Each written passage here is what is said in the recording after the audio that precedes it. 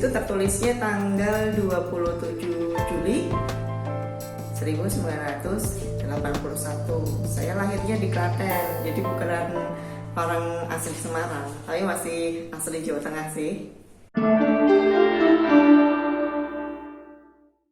Dulu setiap kali ditanya, bahkan sampai sudah besar, sudah SMP, bahkan awal-awal SMA itu kalau ditanya masih aja dokter ngomongnya.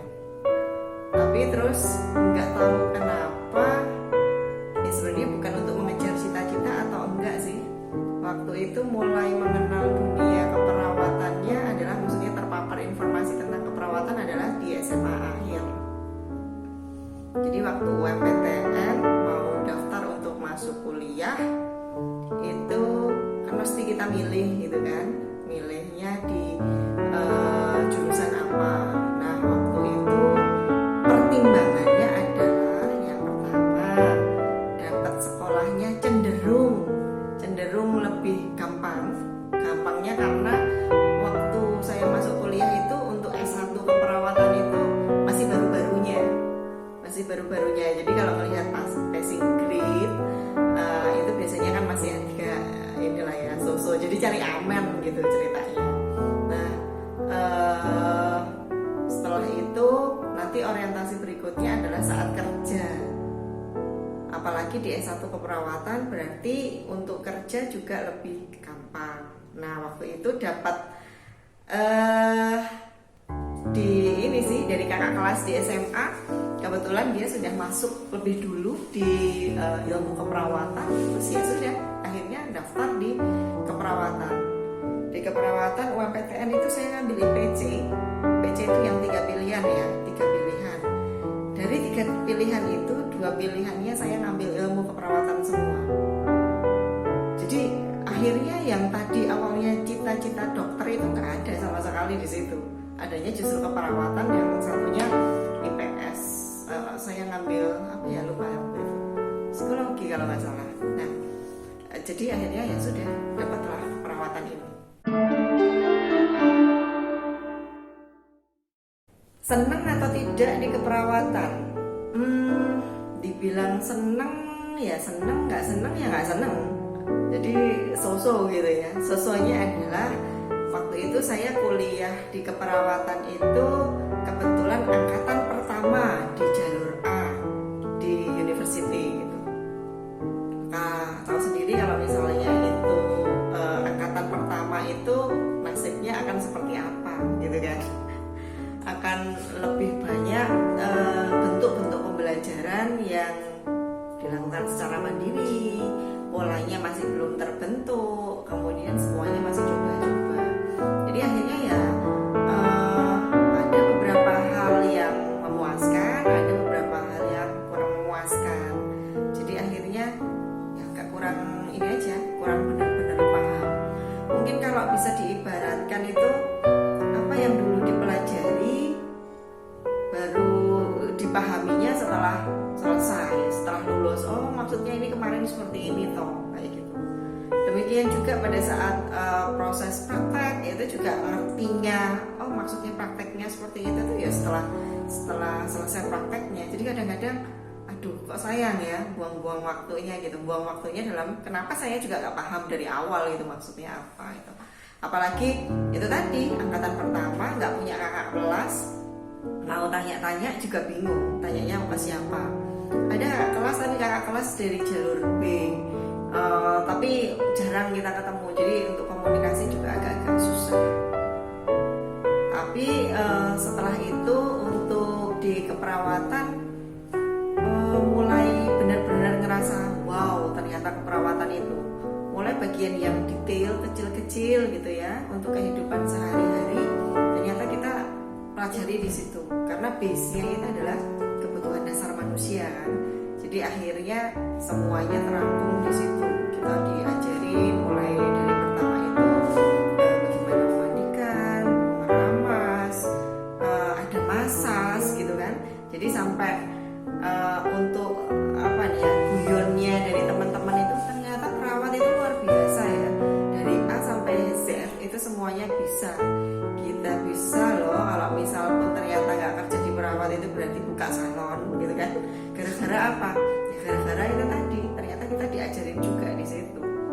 Ada massage juga, kemudian bagaimana cara kita memberi makan, kita memotivasi orang, mengedukasi orang, semuanya ternyata diberikan, diajarin di situ. Jadi memang sangat luar biasa perawat.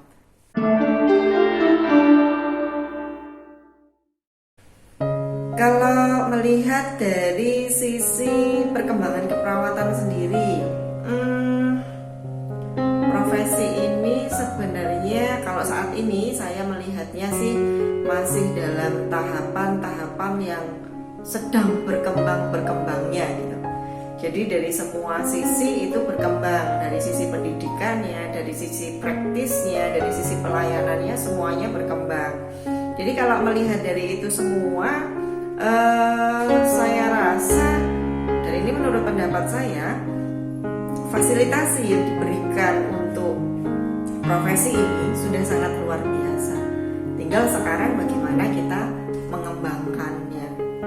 Permasalahannya adalah seringkali kita sendiri, orang di profesi ini, yang sukanya melakukan semacam pengotaan gitu.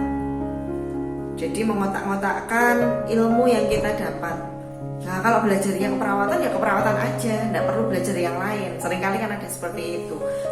Nggak usah terlalu belajar yang kaitannya dengan molekuler lah, kaitannya dengan bidang ilmu di luar keperawatan atau bahkan kesehatan. Seringkali seperti itu. Padahal kalau menurut saya keperawatan sebagai ilmu praktis itu justru aplikasinya sangat dibutuhkan dengan kita memahami dan mengetahui ilmu-ilmu yang lain sebagai ilmu pendukung keperawatan. Jadi kalau menurut saya, kalau profesi ini mau maju, kita sendiri jangan sampai mengotak-otakkan itu. Kita sendiri jangan sampai memberikan batasan untuk kita sendiri, untuk profesi ini sendiri, untuk berkembang hanya karena alasan ini tidak di keperawatan, ini tidak di bidang kita dan lain sebagainya. Padahal itu nanti untuk tumbuh dan berkembangnya bisa masuknya ke situ. Seperti kita mau melakukan edukasi, kita berinteraksi, berkomunikasi dengan pasien, ilmunya juga ilmu komunikasi kan, bukan ilmu keperawatan murni. Pada saat kita mau mendiagnosis pasien, itu juga diagnosanya oke, kita melakukan diagnosa keperawatan, tetapi salah satu dasar dari diagnosa keperawatan adalah permasalahan biologis ataupun permasalahan fisiologis yang ada di pasien. Dan itu dasarnya semuanya adalah biologi atau bahkan molekuler. Sehingga ya saya rasa ini sangat penting untuk kita bisa memahami. Tidak harus melulu benar-benar mendetail, memahami, mendalami semuanya, enggak. Tapi jangan kita menutup diri. Jangan menutup diri untuk menerima berbagai hal tentang itu semuanya.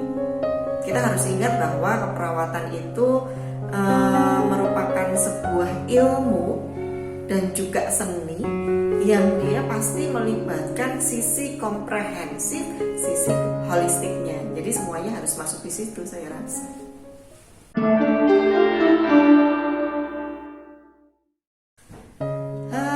Mimpi saya yang jelas, karena saya bergeraknya bisa dibilang cenderungnya ke arah pendidikan berarti ya. Kalau di arah pendidikan ya saya pengennya bisa mencapai level paling tinggi yang ada di pendidikan itu. Di profesor keperawatannya jelas. Dan kalau saya sih sebenarnya melihatnya bukan hanya capaian atau tujuan akhirnya saja, tidak, tapi lebih melihat ke arah prosesnya.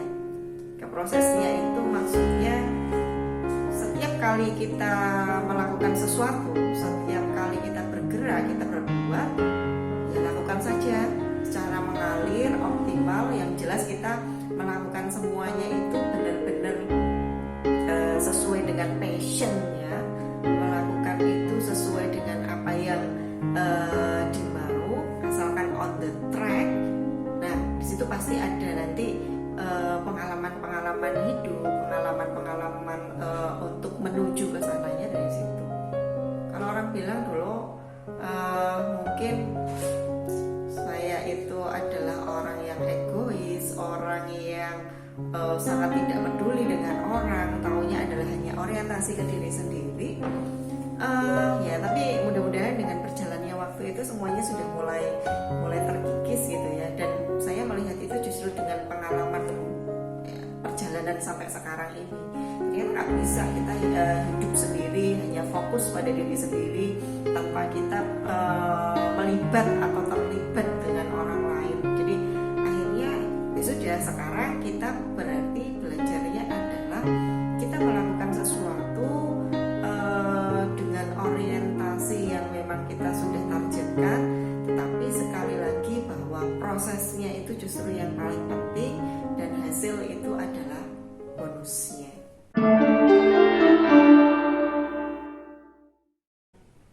Pastinya semua ilmu, semua hal-hal yang saya pelajari di keperawatan mesti ada kaitannya dengan kehidupan sehari-hari ini. Pasti ada pengaruhnya dengan kehidupan sehari-hari ini. Saya nggak akan mungkin ada di sini, nggak akan mungkin seperti ini kalau saya tidak belajar dari semua orang pendahulu dari profesi perawat, tidak belajar dari para senior. Jika saya tidak belajar juga dari para mentor-mentor yang ada sekarang ini, semuanya dari bidang keperawatan apapun, baik itu yang ada di lingkup kampus maupun yang saya dapat dari luar kampus. Karena seringkali malahan yang tidak terstruktur kita tidak rencanakan, kita dapat dengan kegiatan sambil jalan, aktivitas yang dilakukan sehari-hari itu justru yang lebih istilahnya lebih membekas gitu ya, yang itu memberikan sesuatu hal yang luar biasa. Dan satu yang selalu saya ingat adalah bahwa sesuatu itu tidak ada yang kebetulan. Jadi mau kita sudah nyadar atau belum, mau kita membuat skenario atau tidak, mau kita merencanakan itu atau tidak, semuanya akan bisa berjalan. Kita nggak tahu setelah ini apa yang akan terjadi. Jadi saya yakin itu, saya percaya itu, sehingga semuanya bisa berjalan dengan baik, semuanya bisa dilalui dengan oke. Dan yang paling pasti adalah nerimo, kemudian pasrah gitu ya.